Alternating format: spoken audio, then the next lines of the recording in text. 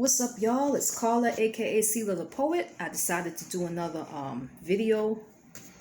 Just lately been doing a lot of research and a lot of analysis. I've been watching a lot of different things. I saw a lot of different videos on the MGTOW movement as well as the WGTOW movement. The MGTOW is for the men, the WGTOW movement is for the females. The MGTOW means men going their own way, and the WGTOW movement is for women going their own way. Each of the groups seem to be separatist movements, just espousing a philosophy of staying single and not getting married, and sometimes not procreating or having children. So the thing is I've been thinking a lot lately. So I'm a feminist. And a lot of people seem to think that because I'm a feminist, I'm automatically man-hating, which is not true. I'm not a man-hater. I see the need for men in society. There's a reason why God created men and God created women. And we were meant to coexist in society. But because there's such stuff like misogyny and oppression and imbalances of power, this causes people to get upset, frustrated, and disgruntled when there's inequality and injustices going on. So after speaking to some MGTOW men and after looking at some feminist forums, I came to the conclusion that both movements kind of share the same ideals, but in a different way. So a lot of people misunderstand about feminism. There are different types of feminists that have different agendas. There are radical feminists who we term feminazis. And the feminazis are the ones that are kind of misandrist. They're the ones that advocate for, completely tearing men from society, removing all of their power, taking them from positions of power. They're the ones that kind of, support, homosexuality in a greater sense, because they're against the traditional family unit. But that's not all radical feminists, and within feminism, there's so many different subsections of different people fighting for different things. You have womanists, you have ecofeminists, you have radicals, you have Marxist feminists. There's so many different types that are fighting for so many different things.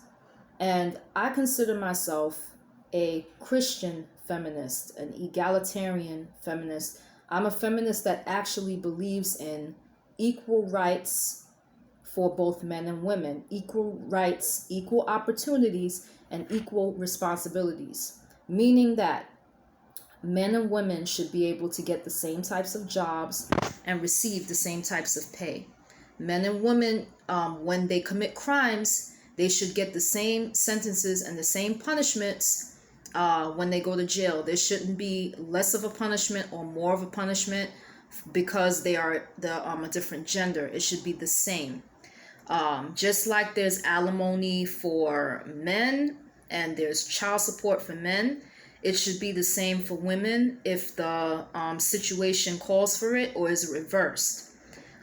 Because, in society now, traditionally, men were only the breadwinners, which is the reason why alimony and child support came to be in the first place. If you understand the history, you'd understand that back in the day, women were not allowed to have jobs. We were considered the men's property, and the main place for the women was in the home.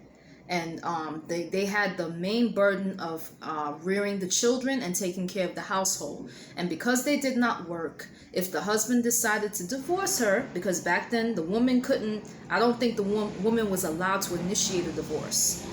So it's like if the husband decided to divorce her, that often left the woman and the children in a position of poverty. So that's why alimony and child support came to be in the first place. But now that we're in more contemporary times, now you have women making a lot more than men sometimes in certain jobs. and the men having more of the ability to maybe stay home with the children and rear them. So if a man is willing to put himself in that position, then the woman, should equally pay child support or alimony if she's a millionaire and she's making a whole lot more than the guy. And if she leaves him, then he gets put in poverty. It should be the same. It shouldn't be any different because of gender. Do I believe that men and women have differences? Yes, I do. Men and women do have biological differences. Men and women have strengths and weaknesses. And the thing is the way that I see it, God has a reason for the way men were created, and God has a reason for the way women were created. Now, I think that both should be treated equally in society. Do I believe that there should be mandatory paternity tests? Yes, I do. The reason why I believe that is because, first of all, when you go into a hospital setting, you have a whole bunch of different women giving birth. The paternity testing would cut down on the amount of children getting switched at birth. I think that, and also, it will also rule out the dad by default, meaning that if the person happened to be cheating, okay, or doing the person grimy, then the DNA test will be able to show whether or not the child is actually that person's. And that ends up being more, being more of a benefit, because now you know whose child it is, and the person can come up with plans to legally take better care of the child, whether the child will, they'll, support the child financially or whatever. I don't see anything wrong with it. I don't know why women go on other platforms and complain about it. I don't see anything wrong with it. I mean, to make sure that the child is yours, yeah, do the DNA testing. I don't see too much wrong with that. But what I also see about the MGTOW and the WGTOW movement is that you have two different sets of people, okay, that are going for two different sets of agendas. MGTOW sometimes, depending on what type of MGTOW men you're dealing with, come off as misogynistic and anti-woman. Now, I had the liberty of actually talking with, on one of my clips, two MGTOW men who were very respectful. And so that changed my point of view towards those men. Now I'm able to see them from a different light. And the same thing with the feminist women. I'm seeing that the two groups of people have very, very different agendas. And the two different groups also have a lot of people who have went through rejection, who have been through some serious traumas, who have been through some serious hurts, okay, who has been through some really, really sometimes bad and hurtful experiences with the opposite sex. And in my honest opinion, I think people from both sides owe it to themselves to try to get themselves some therapy for their hurt. I care about holistic wellness, meaning that, you want to make sure that before you choose a lifestyle, before you espouse a philosophy, you want to make sure that you're doing it for the right reasons. I don't see what's wrong with asking somebody to analyze something before they're going to go through with it. Okay, when you have a captain of an army about to go to war, don't they sit down with advisors and sketch out how a battle is going to be fought, who's going to go to the front lines, whatever? It's the same thing when you're going to join a movement or you're going to espouse a certain lifestyle. You want to look at the short term and the long term. You want to make sure that this lifestyle that you're going to be living, is it going to be healthy in the long run? Is it going to bring beneficial results? Is it going to help or is it going to hurt? And you want to make sure that whatever you're going to do is not going to be self-destructive. or it's not going to be destructive to other people as well. If you're going to espouse a philosophy like MGTOW or WGTOW, you should make sure that you're not doing it out of revenge or vindictive reasoning. You know, if you're going to do it, then you're going to do it because it makes the most logical and rational sense, and it's going to be something that the lifestyle is going to be a lifestyle that's going to lead to, purposeful aims. Okay, so that's what I would say to members of both sides. If you're just doing it as a form of escapism because you've been rejected, you've been hurt, you've been mistreated or whatever, then that's not really the best solution. You gotta do the therapy, look into yourself first, and do your research. Look at this lifestyle and analyze it and see whether or not the long-term benefits are going to be what's best for you. I did that when I was researching feminism. I was well aware that, I could get stereotyped and I could get hatred for being one, but that didn't stop me because I knew why I decided to join it, why I decided to support it. There's real imbalances, there's real injustices that are going on worldwide towards women. You have sex trafficking, you have sexual harassment, you have rapes, you have, dowry burnings in India, okay, honor killings. You have things of that nature going on, okay? You have incest, you have different crimes and different limitations being put on women just because they're women. And, if they're not being treated with equal respect and they're not given the same opportunities, I could never support something that leads to the oppression of other people. I'm not going to go around supporting that. I can't support any philosophy that leads to the oppression of people. And the same with men. Whatever philosophy that's out there, if it leads to the oppression or the denigration of people, then I'm not going to go around supporting it. You know what I mean? I'm not going to go around supporting that. Okay?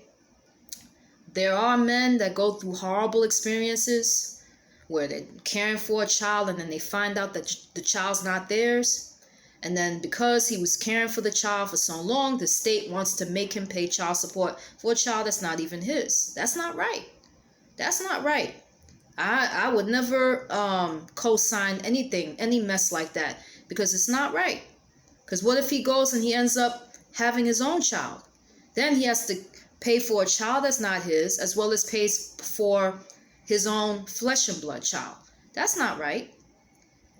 When I have spoken to some of the men about some of the rejections that women have put them through, it's hurtful. Everyone goes through rejection, though. Men, I need to tell you, just like men are rejected, women are rejected too. Okay? You've had women who've been married to men for 15, 20 years. All of a sudden, on their anniversary, the husband wakes up and says, I don't love you anymore. And so you have this woman who has had his children, who's helped him build his business, poured her life into him. And all of a sudden he says, I don't love you. I don't want to be with you. Something like that is very hurtful after investing all those years. Just like if men invested a whole bunch of years into a business and it was producing good results, right?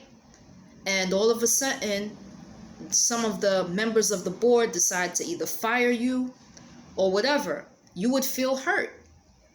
So the thing is, people from both sides, from both camps, have been through some stuff. And you have every right to be angry, to be upset. But all I'm saying is that you need to take your anger and make it constructive. Don't get on networks and channels and bash women. And the women, same thing. Don't go around bashing men, disrespecting men, talking about them disparagingly. I don't support stuff like that because it's not right. It's not right to be espousing hatred toward other people just because you're hurting or just because you went through something.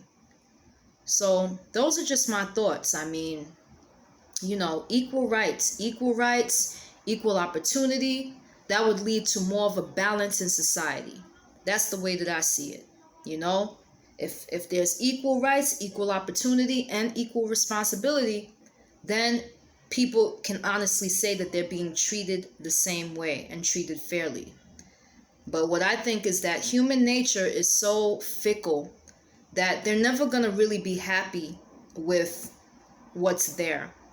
You're always going to have somebody that's going to want more benefits than the other because human nature tends to be narcissistic, where you're worrying about the benefits of what's best for you and not caring about society overall on a grander scale. And a lot of people think more about short-term stuff than how it's going to affect long-term. Okay, so those are just some of my thoughts, and I just had to say it because it's just been on my mind, it's been on my heart. I'm pretty sure some people are not going to understand, but if you like, you can give me some commentary. You can press down if you don't like, up if you do. Please make sure that you explain why. And that's all I gotta say for now. All right, this is C. La the Poet signing off. Peace.